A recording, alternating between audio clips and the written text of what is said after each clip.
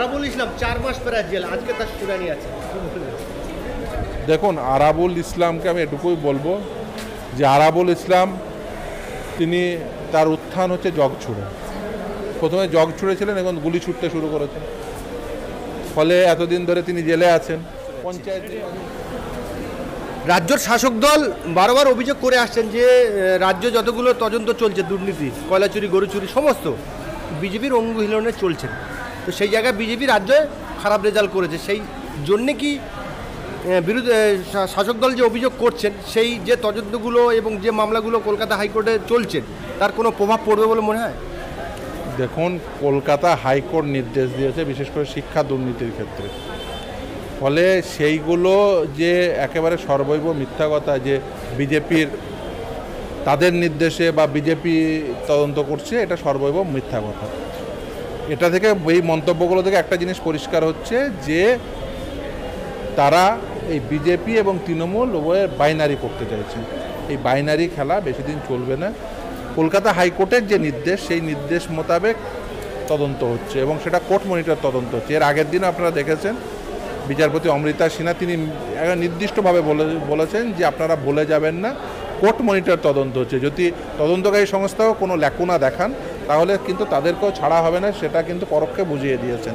অতএব এই যে কোর্ট মনিটর তদন্তকে বেসিক্যালি ডাইলুট করার জন্য তৃণমূল কংগ্রেস এই ধরনের মন্তব্য করে আসলে এই যেটি একেবারেই জুডিশিয়াল সাবজেক্ট সেটাকে পলিটিক্যাল সাবজেক্টে রূপান্তর করতে চাইছেন। এটা একেবারেই অনুচিত। তারা চাইছেন তারা যে দুষ্কর্ম করেছেন সেটা অ্যাজ ইফ পলিটিক্যাল ভিন্ডিকটিভনেসের জন্য যে তাদেরকে জেলে ভরা হচ্ছে এটা দেখাতে চাইছেন জনগণের কাছে, সেই জন্য এই ধরনের মন্তব্য করছেন। আসলে এটা পুরোটাই ফ্যাকচুয়াল অ্যাসপেক্টের উপর দাঁড়িয়ে জুডিশিয়াল অর্ডারের উপর ভিত্তি করে তদন্ত চলছে। কিন্তু শাসক দলের কিছু ছোট বড় মাঝারি নেতা তারা বলছেন যে এই যতগুলো এলিগেশন আমাদের লাগিয়েছে তার যোগ্য জবাব মানুষ দিয়েছে এবং তারা মনে করছে যে ভোট দিয়েছে মানে এই সমস্ত অভিযোগগুলো মিথ্যা। তাহলে যে দেখুন, যারা চুরি করে, চোর, ধর্ষক, খুনি, তারা একবার ভোটে দাঁড়িয়ে যাবেন, ভোটে জিতে যাবেন, তাহলে চোরকে ছেড়ে দিতে হবে, ধর্ষকের বিরুদ্ধে কোনো প্রকার বিচার করা যাবে না, খুনির বিরুদ্ধে কোনো প্রকার বিচার করা যাবে না। এটা কি ভারতবর্ষের বিচার ব্যবস্থা? না।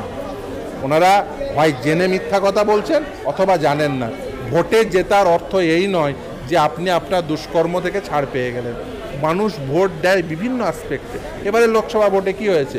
প্রো মোদি নাহলে অ্যান্টি মোদি, এই প্যাটার্নে ভোট হয়েছে। অতএব কে ভোট পেয়ে যাওয়া মানে সে চোর নয় বা তার চুরির অভিযোগ থেকে সে ছাড় পেয়ে গেল, বিষয়টা মোটেও এরকম নয়। প্রতিদিন দেখছেন আদালতে মামলা হচ্ছে, আদালত বারবার বলছেন এবং প্রতিদিন এই যে তাহলে যে এই তৃণমূল কংগ্রেস তো ভোটে বেশ কিছুটা ভোট পেয়েছে, তাহলে তো পার্থ চট্টোপাধ্যায়কে জেল থেকে ছেড়ে দিতে পারছে, তা তো নয়। তৃণমূল কংগ্রেস যদি 42টাও সেট পায় তারপরেও পার্থ চট্টোপাধ্যায় জেলে থাকবে, এটাই স্বাভাবিক। এরা ভুলে যাচ্ছে এই পার্থ চট্টোপাধ্যায় জেলে আছে, ভবিষ্যতে দেখবেন আরও অনেকেই জেলে আসবে।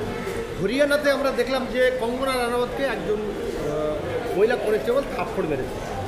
না, আমি দেখুন যে কোনো প্রকার শারীরিক হিংসার বিরুদ্ধে। আমি মনে করি কোনো শারীরিক হিংসা হওয়া উচিত নয় এবং এটা একেবারে অনুচিত। থাপ্পড় মারার পরে তাকে বরখাস্ত করা হয়েছে চাকরি থেকে, তার বিরুদ্ধে তদন্ত চলছে। না দেখুন, আমি মনে করি আমি যে কোনো প্রকার শারীরিক হিংসার বিরুদ্ধে, এবং তিনি যাই করুন না কেন, যদি তিনি এমন কিছু হিনিয়াস কাজ করেন বা এমন কিছু কথাবার্তা বলেন যে কথাবার্তাগুলো সঠিকভাবে আপনার যে সাধারণ জীবনযাত্রার সঙ্গে যায় না, তার জন্য আইন আছে, আইনগত ব্যবস্থা নেওয়া যেতে পারে। কিন্তু কাউকে শারীরিকভাবে আক্রমণ করা একেবারে অনুচিত। কিন্তু তারপরেও বলবো, হয়তো হিট অফ দ্য মুভমেন্টে অনেক সময় অনেক মানুষ করে ফেলেন, সেটা পুরো বিষয়টি কনসিডার করবেন বলে আমি মনে করি। সোহন বাংলা চলচ্চিত্র অভিনেতা এবং শাসক দলের বিধায়ক রাজারহাটে এক জায়গায় শুটিং করতে গিয়েছিল।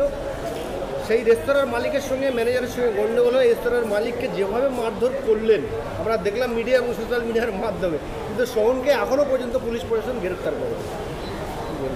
দেখুন, সোহম তো দেখেছে যে সে তার রাজনৈতিক যে দল, সেই রাজনৈতিক দলের যে রাজনৈতিক শিক্ষা সেখান থেকে শিক্ষা নিয়েছে। সোহম কি দেখেছে যে তার দলের নেত্রী মমতা বন্দ্যোপাধ্যায় প্রশাসনিক সভায় বলছে যে তুই তো বোম বান্ধিস, তুই বাস স্ট্যান্ড নিয়ে কী করবি।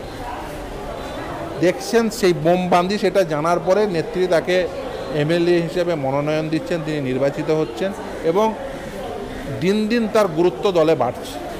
ফলে সোহম দেখেছে বোম মারলে, বোম বাঁধলে সে দলে গুরুত্ব পায়, তো একটু চড় ঘুষি দিয়ে দিয়েছে দলে গুরুত্ব বাড়ানোর জন্য। দেখুন এই যে প্যাটার্ন, যে দুষ্কৃতি নির্ভর রাজনীতি করব, বাহুবলী রাজনৈতিক ভিত্তি করব, এই প্যাটার্নটিকে মানুষকে উচিত এদেরকে ছুঁড়ে ফেলা, এবং মানুষ খুব শীঘ্র বুঝতে পারছেন, বুঝে যাবেন যেদিন এদের ছুঁড়ে ফেলবে।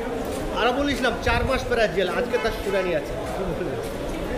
দেখুন আরাবুল ইসলামকে আমি এটুকুই বলবো যে আরাবুল ইসলাম তিনি তার উত্থান হচ্ছে জগ ছুঁড়ে। প্রথমে জগ ছুঁড়েছিলেন, এখন গুলি ছুটতে শুরু করেছেন। ফলে এতদিন ধরে তিনি জেলে আছেন। পঞ্চায়েত নির্বাচন পর্বে আপনারা দেখেছেন কিভাবে আইএসএফ কর্মীদের উপর আক্রমণ করেছে। আমাকে আদালতে একই দিনে 3 বার মেনশন করে মামলা করতে হয়েছিল। ফলে খুব স্বাভাবিকভাবেই তারা যে দুষ্কর্ম করেছেন সেই দুষ্কর্মের ফল পাচ্ছেন এবং ভবিষ্যতে আবারও পাবেন। আমরা দেখলাম যে লোকসভা ভোটের রেজাল্ট বেরোনোর পরে আইএসএফ খুব ভালো রেজাল্ট করতে পারেনি। ইতিমধ্যে দেখলাম যে আইএসএফের নবনির্বাচিত যারা পঞ্চায়েত সদস্য রয়েছে তাদের তৃণমূলের যোগদান, এবং আমরা তাদের কাছে ফোন করে খবর নিয়েছিলাম, তারা বলছে আমরা খুব প্রেশারে আছি, তাদের জেল খাটতে হবে। ঠিক বলবেন? তাদের তারা বলছে যে আমরা না যোগদান করলে আমাদেরকে জেল খাটতে হবে। না, আমি বলবো দেখুন এই যে তৃণমূল কংগ্রেস এই যে বিরোধীদের কণ্ঠ রোধ করতে হবে এই যে পন্থা অবলম্বন করেছেন তারই ফল। কিন্তু মানুষ, গণতন্ত্রের একটা স্বাভাবিক নিয়ম আছে, যত বেশি নিম্নমুখী চাপ দেবেন তত বেশি ঊর্ধ্বমুখী চাপ দেবেন।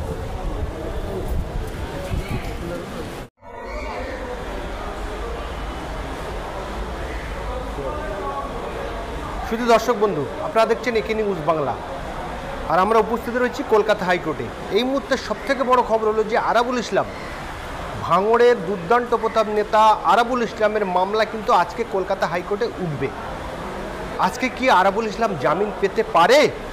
2024-এর লোকসভায় তৃণমূল 42টা সিটের মধ্যে 29টা সিট দখল করেছে, এবং তৃণমূলের নেতা এবং কর্মী সমর্থকেরা বলছেন যে বিজেপি, ইডি, সিবিআই এদেরকে ব্যবহার করে পশ্চিমবাংলায় যে রাজনৈতিক ফায়দা তুলতে চেয়েছিল তার বিরুদ্ধে বাংলার মানুষ যোগ্য জবাব দিয়েছে।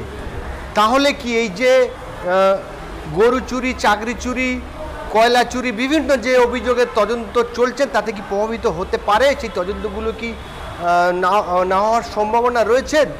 তাহলে কি এই যে নেতামন্ত্রী যারা তেহারে অনুব্রত, প্রেসিডেন্সিতে পার্থ এবং আরও যারা রয়েছে জেলের মধ্যে, তারা কি ছাড়া পেতে পারে? কি হতে পারে আজকে কলকাতা হাইকোর্টে? কি হতে পারে পশ্চিমবাংলার ভবিষ্যৎ? আজকে কি আরাবুল ইসলাম জামিন পেয়ে যেতে পারে? এবং আমরা সূত্র মারফতেও খবর পাচ্ছি যে আরাবুল